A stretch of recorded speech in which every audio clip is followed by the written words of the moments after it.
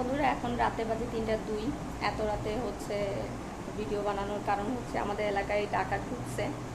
মাইকে মাইকে হচ্ছে চিল্লা চিল্লায় বলা হচ্ছে যে এলাকার ভিতরে ডাকাত ঢুকছে, আপনারা সবাই সতর্ক থাকুন। তো এই রাতের বেলা মানে হিড়িম হিড়িম করে আমি অবশ্য ঘুমাইছিলাম না।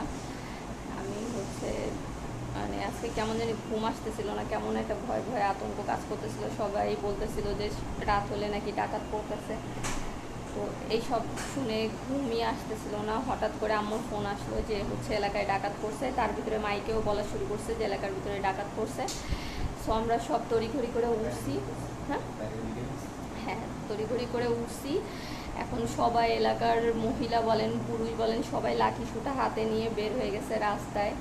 তো আমরা এখন মানে এলাকাবাসী এখন নিজেদের জানমালের রক্ষা নিজেদেরই করতে হবে। তো ডাকাত দল যখন টের পাইছে যে হচ্ছে এলাকাবাসী মানে জেগে গেছে, তো এখন ওদের ওদের ইয়াটা উপস্থিতিটা একটু কম মনে হইতেছে।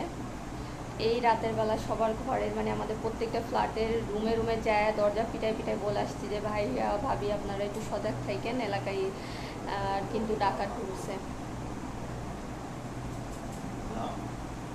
আচ্ছা এখন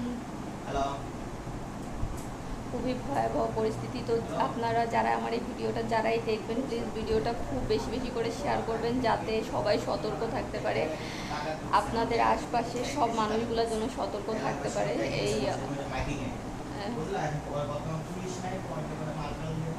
তাই হচ্ছে মানে এই ভিডিওটা প্লিজ আপনারা অনেক অনেক করে শেয়ার করবেন। কী যে মানে একটা পরিস্থিতি, হাত পা পুরো ঠান্ডা বরফ হয়ে গেছে। দৌড়ায় দৌড়ায় রাস্তায় বের হয়ে সবাই মানে জায়গায় দিয়ে এসে এখন মানে আমার পুরো পা হাত পা গা হাত পা কাঁপতেছে। কী বলবো, রাস্তায় সব লাঠি ছোটা নিয়ে আমাদের বাসায় পুরুষ মানুষরা বের হয়ে গেছে। তো আপনারা প্লিজ এই ভিডিওটা বেশি বেশি করে শেয়ার করুন যাতে করে যে আপনাদের এলাকার লোকজন যাতে সেফ থাকে, প্রত্যেকটা বাড়িতে একটা করে মানুষজন রাতে জেগে থাকে। এতে করে হচ্ছে আমাদের জানমালের মানে রক্ষা আমাদের মানে নিজেদেরই করতে হবে, যেহেতু এখন আইন প্রশাসন নাই আমাদের এখানে, আমাদের নিজেদের জানমালের রক্ষা নিজেদেরই করতে হবে। প্লিজ আপনারা এই ভিডিওটা যত বেশি বেশি পারেন শেয়ার করেন। হ্যাঁ, সবাই ভালো থাকবেন, নিজেদের প্রতি খেয়াল রাখবেন। আল্লাহ হাফেজ।